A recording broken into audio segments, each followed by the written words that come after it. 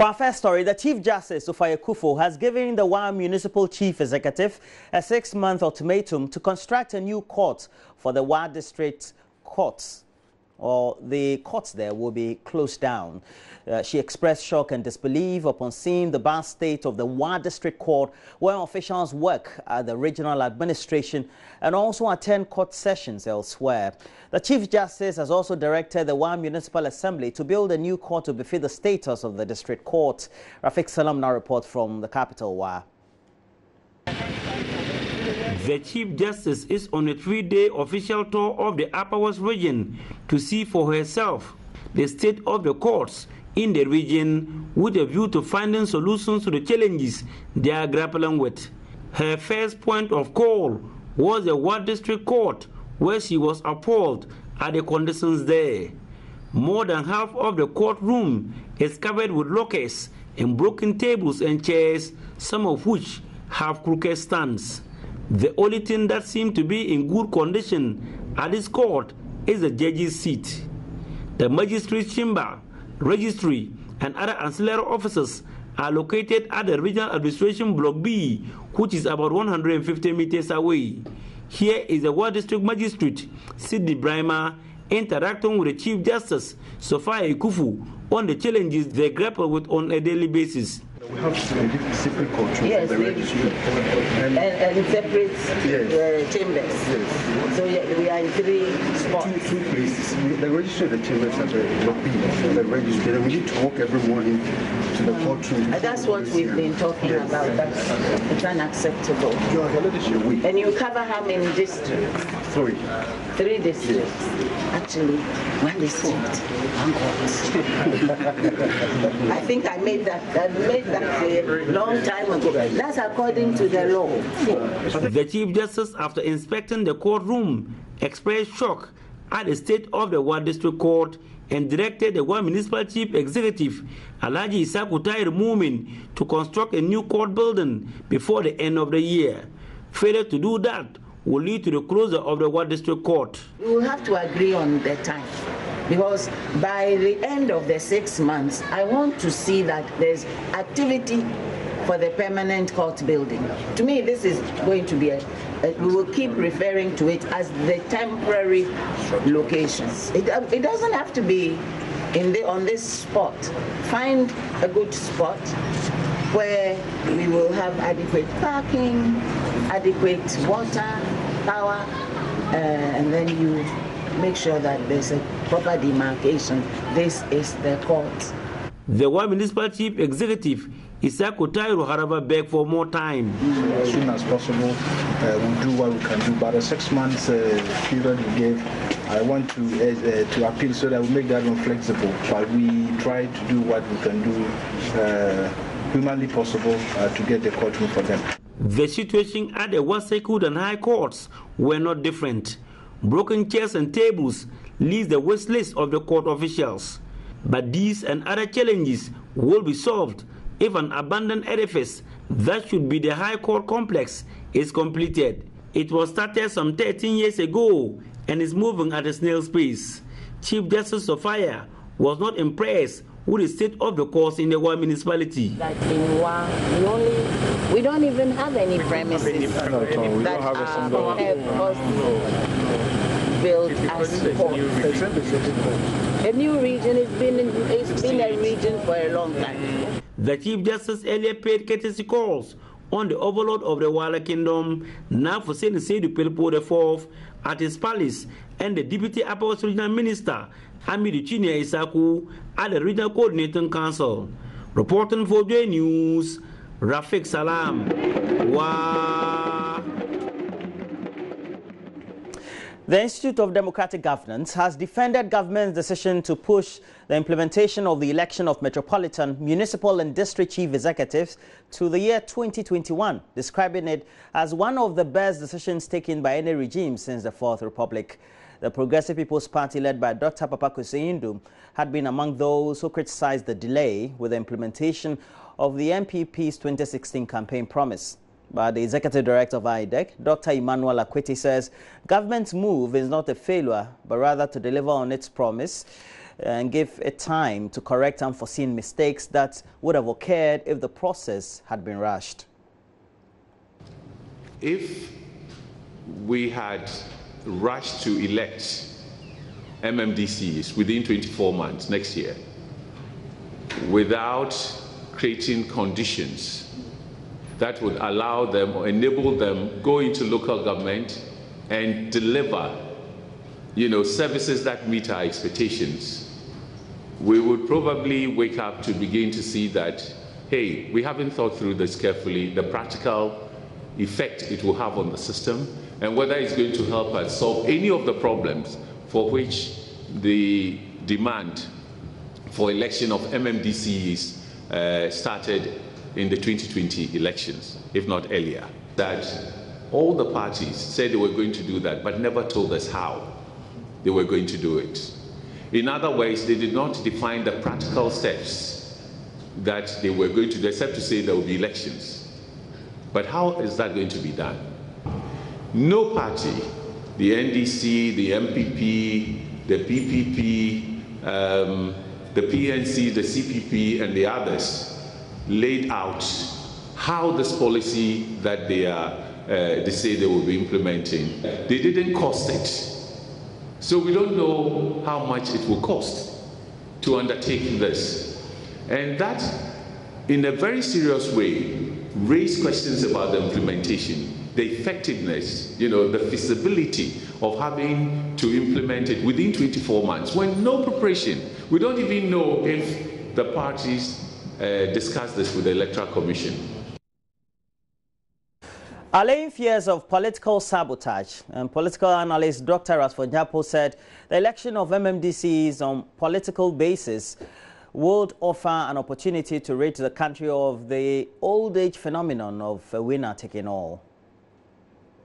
If on partisan basis they will be able to support and determine who should become the president of the republic, on partisan basis, then they should also be able to do so, at the local level, on partisan basis. And take note, it is a very proactive and serious solution to winner-takes-all politics, okay, particularly in areas that ruling governments are not popular. Okay, that's the reason why elections always becomes a do-or-die battle, because he who wins will win everything and he who loses will lose everything.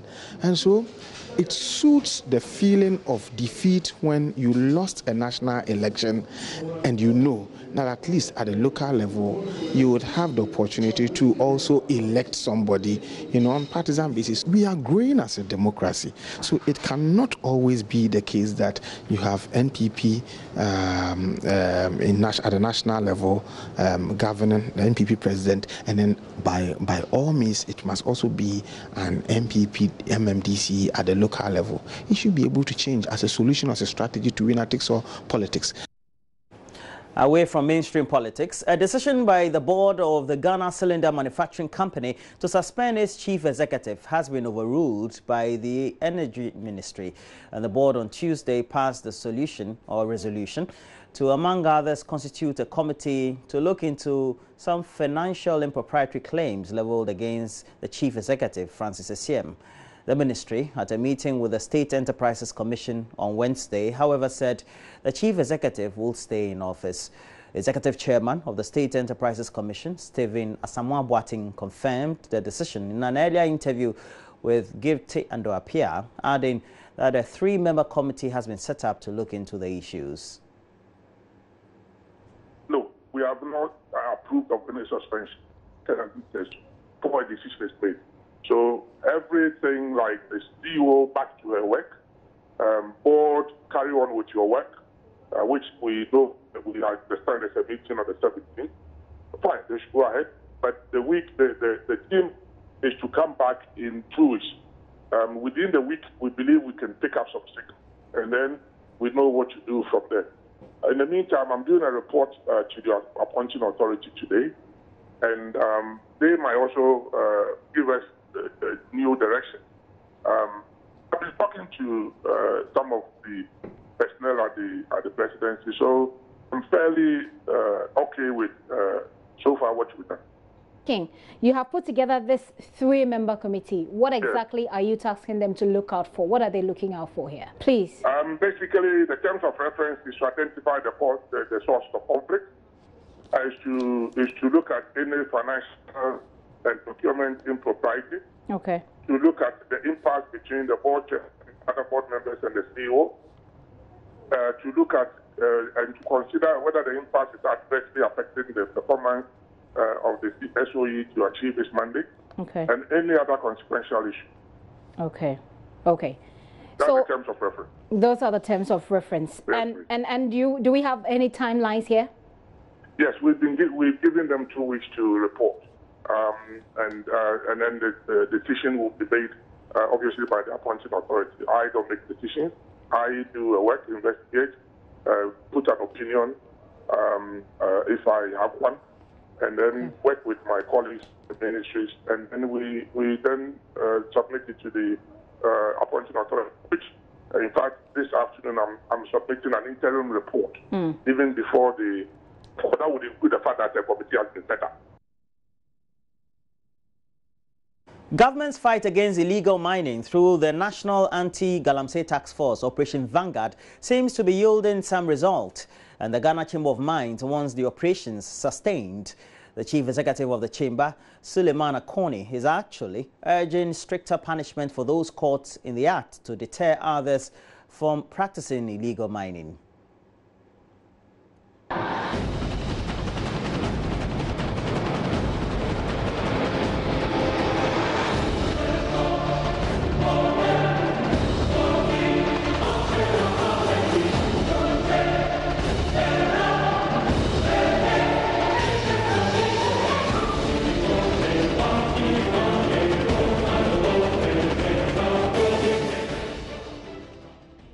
It's been almost a year since the Ministries of Defense, Interior, as well as Energy and Natural Resources put together a joint police and military task force to clamp down on illegal mining.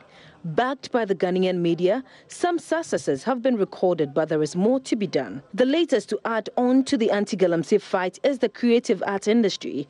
A new movie titled Ill Minds is underway, and producers are optimistic it will stir up the steam of the Galamsey fight once more. Teta Alampo, a prospective, desperate, poor man, is looking for a lucky break. He teams up with young men in the community for them to go for illegal mining, deep down in the subterranean cave, for a restricted reasons which they do not want to adhere to. Getting the gold was very hard, but how to get out of the trap that they found themselves in the underworld is now difficult for them. And that is what we're going to be seeing in the movie. We're going to see a lot of issues that has to do with them surviving. We're going to see how they affect the environment with their practices. We're going to see how the rain falls and it affects the community and the environment. The movie features Jackie Appiah and veterans of the Ghana movie industry, Edina Matachi and Fred Damugi. Everybody is going to give the best of his or her own to this particular mine production. And when we finish, Ghana will sneeze. Despite the ban, people continue to mine illegally. As a matter of fact, there have been agitations for the ban to be lifted. Chief Executive Officer of the Ghana Chamber of Mines, Suleiman Akoni, believes stricter punishment is the way to go. Here we want to plead with the judiciary that when illegal miners are apprehended, it is important that we make a statement through the sanctions that are actually awarded by the courts. It should be so deterrent that other people who would want to go into illicit mining will be deterred. Because oftentimes we have seen some sanctions which are not deterrent enough. And it is not the very best.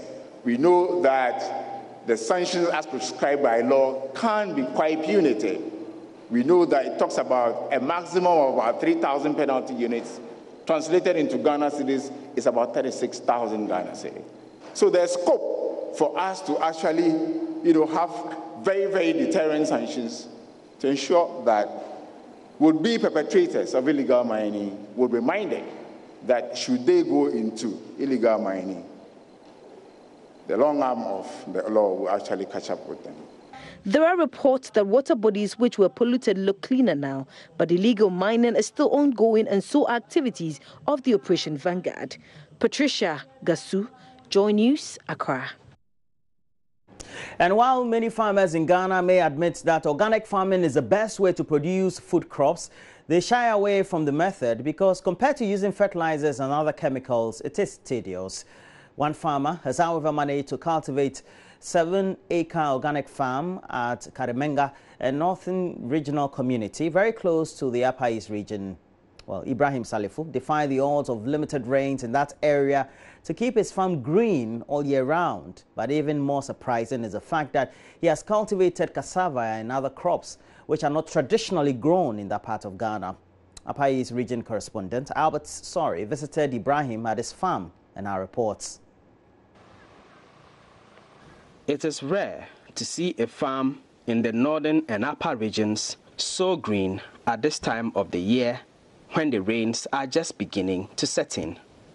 This is usually seen only around major irrigation dams, but even then, the crops are mainly vegetables which do not stay green throughout the year. But Ibrahim Salifu is defying the odds and has cultivated a 7-acre farm here at Karemenga. Like, we are very close to the river, and that actually means that there are floods that come. But this is an area when the floods are there, it becomes an island. So I thought it wise to put it close where it is possible for us to farm all year round. We've started planting maize at this time. So most people will question, hey, around this time where you can plant maize, we said you can already see. Well, there are some maize which we did, which is going really very, very well. And there are quite a lot of bees that help with pollination, so we don't actually have problems with the maize. Part of the White Volta runs through this community, and Ibrahim gets water from there for his farm, which is located not too far away. But this is not the only thing that has helped Ibrahim to keep this farm alive. He has a lot of farming ideas and keeps this 7-acre farm strictly organic. There's a system of farming which is known as no-till. It's a type of farming where practice is you don't use the tractor to till the land. You just make sure you do a lot of mulching, no burning. You make sure that there's a lot of grass, because you can control weeds when you put lots of mulch on, a lot of dry grass on. And what also it does is that it also invites things like the termites to feed on the dry grass. So the termite is the best friend of the farmer, but in most cases it has been made like the termite is not good on your farm. Ibrahim has grown different kinds of crops on this farm.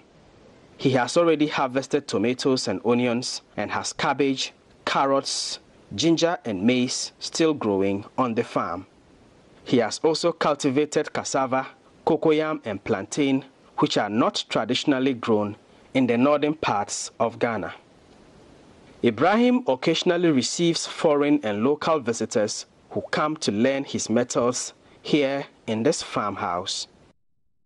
A lot can visit the farm here because it's a place where farmers can come to learn or see things, you know, that they think would not work, but then they would come over to see. So the planting for food on job, like governments, we can't do all that. We can go into composting, and then through that we are able to get very good results from practicing and not using so much expensive things. We don't have to worry about chemicals because. So Ibrahim is using his knowledge of agric to run this farm, 7 acres of crops, and all of it is purely organic. Everything he's doing here, he's using manure, he's using grass, no chemicals. He's not using any sophisticated equipment, and he wants government to support so he can use these ideas to teach other farmers so that they can improve on how they are growing crops. Albert Sorry, Joy News, Karemenga. Well, great lessons to be learned from that story. And we have to thank Albert Sorry for that great initiative, talking to that farmer. But again, we have to remind you, we'll be having in the studio the Member of Parliament for Daklu, Kwame Agboja, and Anodompre. Frank Anodompre is a Member of Parliament for Nsawam Adwejiri. But in the meantime, we have to take a break. When we come back, myself, Mama Biosomboaje, will be looking at the newspapers. We'll look at the online portals and also read out to you some of the comments you keep giving us for the beginning of the morning. Well, please stay with us. We'll be right back.